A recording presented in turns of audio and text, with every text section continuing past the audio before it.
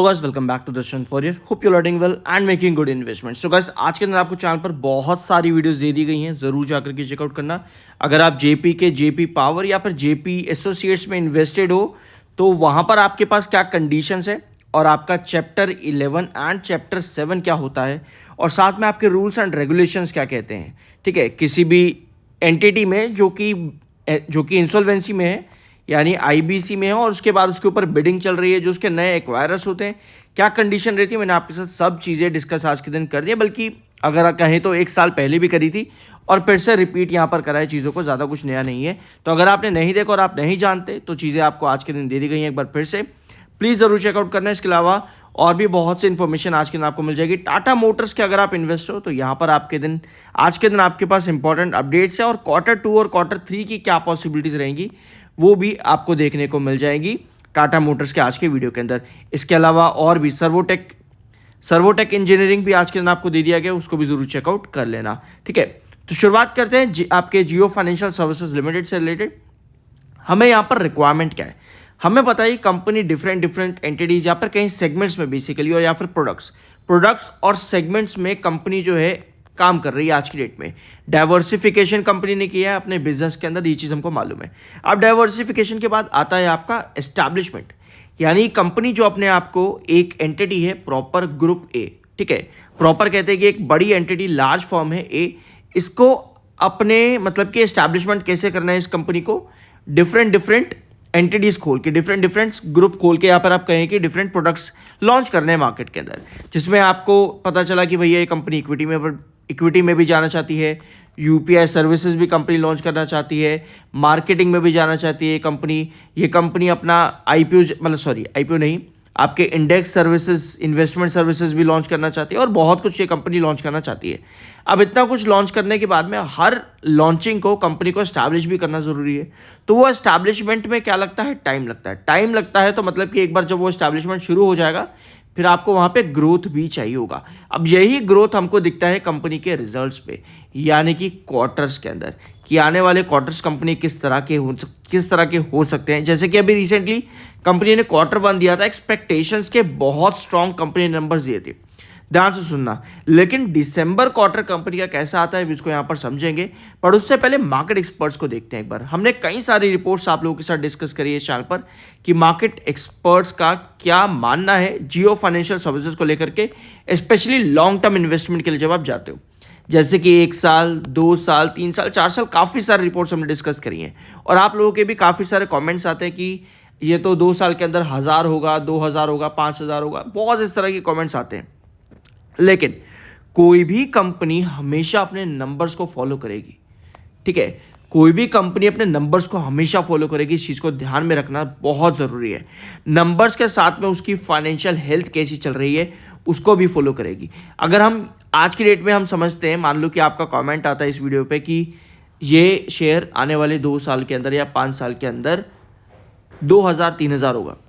ठीक है, 2000 या फिर 3000 के आसपास हो जाता है, मतलब कि आप कहते हो कि इतना होगा 5 साल के अंदर या 2 साल के अंदर, जो भी आपका समझना है। ठीक है, तो उसके साथ आपको ये भी पता होना चाहिए कंपनी जो एस्टैब्लिशमेंट्स कर रही है, क्या उस एस्टैब्लिशमेंट पर ग्रोथ कंपनी उस तरीके से कर पाएगी। तो ये सब चीज़ें हमको मालूम होनी चाहिए। तभी कहते हैं कि कोई भी लॉन्ग टर्म इन्वेस्टमेंट आपका जब भी रहता है वो कंपनी के नंबर्स को देखते हुए होना चाहिए, कंपनी के फाइनेंशियल्स को देखते होने चाहिए। ब्लफ आप जब भी करोगे हमेशा अपने पैर पे ही कुल्हाड़ी मारोगे, इसलिए कहते हैं ब्लफ कभी भी नहीं करना चाहिए। बेटर ये है कंपनी के नंबर्स को देखो, कंपनी किस तरह, अगर कंपनी ग्रोथ दिखा रही है लगातार तो ये कंपनी के नंबर्स का इफेक्ट आपको उसके स्टॉक के प्राइस पर भी दिखेगा।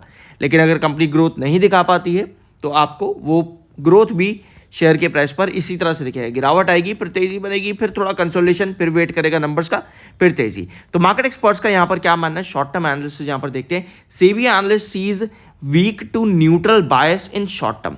According to market experts and analyst आपको दिख रहा है कि शॉर्ट टर्म के अंदर अभी या तो आप वीक हो या फिर न्यूट्रल हो, मतलब ज़्यादा कुछ पॉजिटिविटी भी नहीं है और ज़्यादा कुछ बियरिशनेस भी नहीं है। लेकिन 305 एक बहुत इंपॉर्टेंट प्राइस रहने वाला है। ठीक है, 305 एक बहुत इंपॉर्टेंट प्राइस रहने वाला है। भैया वो कैसे, अगर आप इस चैनल पर रेगुलर हो, अगर नहीं हो सब्सक्राइब जरूर कर देना पहली बात तो। ठीक है, अभी 305 को समझेंगे अगर आप पहली बार चैनल पर आए हो। 305 एक बहुत इंपॉर्टेंट प्राइस रहा है। अब ट्रिगर क्या कर सकता है आप कहो कि 305, चलो मार्केट एक्सपर्ट्स ने यहाँ पर बताया कि 305 हमारा इंपॉर्टेंट प्राइस रहेगा, इसके ऊपर अगर जाता है तो 322 को क्रॉस करेगा, फिर आपके पास बुलिश मोमेंटम बनता है। लेकिन अगर 305 के नीचे आ जाता है तो 292 290 के आसपास आपको इसके बेसिस देखने को मिलता है, और जो सही बात भी है मार्केट एक्सपर्ट्स के अकॉर्डिंग, यही चीज़ हम पिछले 3 महीनों से डिस्कस भी कर रहे हैं जियो फाइनेंशियल सर्विसेज में। अब आते हैं आपके नंबर्स पर। तो जो एक्सपेक्टेशंस है, जो ट्रिगर पॉइंट आपके बन सकते हैं जियो फाइनेंशियल सर्विसेज में, वो है इसके Q2 के नंबर्स, कि कंपनी Q2 में यानी कि अक्टूबर के महीने में जब कंपनी नंबर्स देगी तो किस तरह ये कंपनी नंबर दे सकती है। ये बहुत इंपॉर्टेंट टाइम रहेगा। लोन ग्रोथ कंपनी क्या रहेगी, आगे कंपनी का न्यू गाइडेंस प्रोजेक्ट्स किस तरह के चलेंगे, और साथ में मार्जिन में क्या कंपनी परफॉर्मेंस दे सकती है। मार्जिन जैसे कि कंपनी का एक्सपेंस कैसा रहेगा, जिसके बाद कंपनी का ओपीएम मार्जिन परसेंटेज जो है बताए जाते हैं, जैसे कि ये ऑपरेटिंग मार्जिन परसेंटेज। क्योंकि अगर हम यहाँ देखेंगे कंपनी का पिछले 3 क्वार्टर की बात अगर हम यहाँ पे करें, पिछले 3 क्वार्टर के डाटा लेते हैं, 71, 69 और 75% ये कंपनी का ओपीएम परसेंटेज आया है। ऑल दो कंपनी के रेवेन्यू में मैं फिर आपको बता रहा हूँ, जो एक्सपेक्टेशन से उसके ताबड़तोड़ कंपनी ने नंबर दिए। जून के अंदर रेवेन्यू बहुत स्ट्रांग था और प्रॉफिटेबिलिटी पे भी यह बहुत स्ट्रांग थी कंपनी की। तो कंपनी ने क्या किया है, कंपनी ने एस्टैब्लिशमेंट तो किया ही है पिछले 2 सालों के अंदर, 1.5 साल के अंदर हम कहें तो, ठीक है, 2-1.5 साल में एस्टैब्लिशमेंट कंपनी ने किया ही है। अब वो ग्रोथ आने वाले क्वार्टर्स में अगर हमको उसका ग्रोथ दिखता है तो यस, जो कंपनी ने बेंचमार्क क्रिएट करा था जून 2025 में, यही बेंचमार्क अगर कंपनी दिसंबर में कंटिन्यू कर जाती, क्योंकि प्रेशर रहेगा कंपनी के ऊपर। क्योंकि अगर आप पास्ट नंबर देखोगे कंपनी के, आपका सॉरी अभी हमारे पास सितंबर क्वार्टर आ रहा है यार, एक सेकंड, यस सॉरी, मैं अगर बहुत देर से दिसंबर कह रहा था तो पार्डन फॉर दैट। अभी हमारे पास सितंबर क्वार्टर है, Q2 और Q3 भी आप ले सकते हो। अगर हम फ्यूचर ग्रोथ लंबी लेकर के चल रहे हैं तो हम दोनों क्वार्टर को देखेंगे, ठीक है। तो ठीक है, हम सितंबर क्वार्टर के वापस आते हैं। दिसंबर क्वार्टर गलती से अगर मेरे मुंह से बार बार निकल रहा था तो सॉरी, पर हम Q2 की बात कर रहे हो, सितंबर क्वार्टर ही है वो, ठीक है। तो हमें पता है कि सितंबर का क्वार्टर एक बड़ा बेंचमार्क रहा है पास्ट में भी। आप 2022 का भी डाटा अगर पहले देखते हैं, 2022 का भी डाटा अगर पहले आप देखते हैं तो भी आपको मिलता है यही कि सितंबर जून के क्वार्टर में बहुत अच्छा रहता है, और 23 में भी आपको यही नज़र आ रहा है। और अगर आप यहाँ पर आओगे 2024 में तो यहाँ भी आपको सेम चीज़ नजर आएगी कि सितंबर इन कंपैरिजन विद जून बहुत अच्छे रिवेन्यू कंपनी के देखने को मिलते हैं, और सिर्फ रिवेन्यू ही नहीं, प्रॉफिट्स भी। अब क्योंकि कंपनी ने जून में एक बेंचमार्क लगाया तो क्या एस्टैब्लिशमेंट पर ग्रोथ आया है कंपनी के, ये एक सवाल रहेगा, और इसका इस सवाल का जवाब आपको मिल जाएगा सितंबर क्वार्टर में, यानी Q2 में, ठीक है। तो Q2 जो कि आपका अक्टूबर के महीने में देखने को मिल सकते हैं नंबर्स, वो आपको क्या देखने को मिल सकते हैं। पास्ट पैटर्न को देखें तो मुझे पर्सनली लगता है कि कंपनी अगर उन्हीं नंबर को कंटिन्यू कर देती है तो आपके पास क्या है, आपके पास एस्टैब्लिशमेंट भी है, और अगर ग्रोथ भी उस पर पड़ जाता है तो कंपनी बहुत स्ट्रॉन्ग रिवेन्यू जनरेट कर सकती है, ठीक है, बहुत स्ट्रॉन्ग। अगर हम प्री एनालिसिस की बात करें पॉसिबिलिटी की कि क्या हो सकता है, ऐसे नहीं अभी नंबर नहीं आया तो हम पॉसिबिलिटी डिस्कस करते हैं, क्या हम 700 पे आ सकते हैं रिवेन्यू, तो ये भी पॉसिबल है। क्या हम प्रॉफिटेबिलिटी में 500 पे आ सकते हैं या उसके ऊपर, तो भैया ये भी पॉसिबल है। तो पॉसिबिलिटी सितंबर क्वार्टर से बहुत हाई है, क्योंकि पास्ट भी कुछ इसी तरह का रहा है सितंबर क्वार्टर का इन कंपैरिजन विद जून। अब देखते हैं किस तरह कंपनी नंबर देगी। ये तो छोटा सा प्री एनालिसिस में आप लोगों के साथ डिस्कस करना चाहता था, अगर आप इसमें काम कर रहे हो या जो भी आप चीज़ें करना चाहते हो उसमें, ठीक है।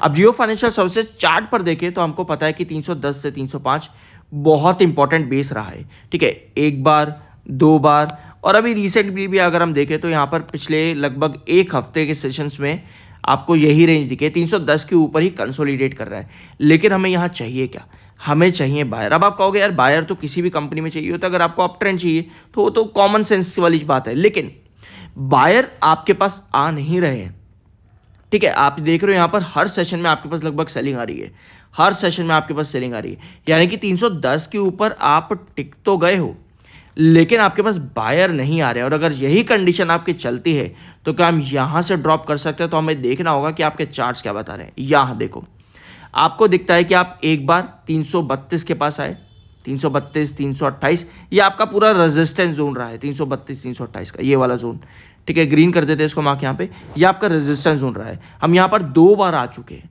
दोनों बार से हमें सेलिंग मिली और दोनों बार हम 305, 310 पे आए। लेकिन अब की बार क्या कंडीशन हमारी है कि 310 पे हम आ तो गए, लेकिन 310 पे भी हमारे पास सेलर लगातार एक्टिव है।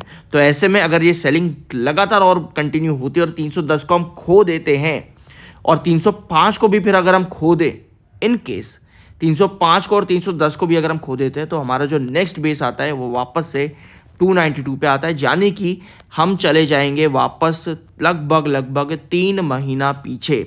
जून के महीने में हम वापस आ जाएंगे, जहाँ पे 292 पे हमने पहले कंसोलिडेट किया, हैंगिंग सपोर्ट किया था। अगर आप लोगों को याद हो तो 3 महीने पहले हम डिस्कस किया करते थे ये चीज़ें, वही बेस आपका आ सकता है। तो हम बेसिकली हम अफोर्ड बिल्कुल नहीं कर सकते कि हम 305 और 310 को ब्रेक डाउन कर दें। हमें यहाँ पर आपके पास जो अभी सेलिंग आ रही है लगातार, वो रोकनी पड़ेगी। हमें यहाँ पर बायर चाहिए ताकि आप 310 पे ही वापस से सपोर्ट लेकर के 320, ये वाला ट्रेंड जो है ये बहुत इंपॉर्टेंट है, क्योंकि आप देख रहे हो येलो क्रॉसओवर बॉलिंजर बैंड का ये भी आपका 320 पे आ चुका है, यानी कि अभी ये आपका छोटा रेजिस्टेंस रहेगा before this crucial resistance of 328 and 332। तो ये चीज़ें आपकी अकॉर्डिंग टू मार्केट एक्सपर्ट्स हमने सब चीज़ें यहाँ पर समझ ली हैं I guess, and according to charts और कंपनी के नंबर्स जो हमको बता रहे हैं आई गेस हमने वो भी यहाँ पर अच्छी तरह समझ लिया है। सब्सक्राइब के बिना मत जाना, मिलता है अगले वीडियो में। बाय सेल की कोई रिकमेंडेशन नहीं है, वो आपका अपना ओपिनियन और मर्जी होनी चाहिए।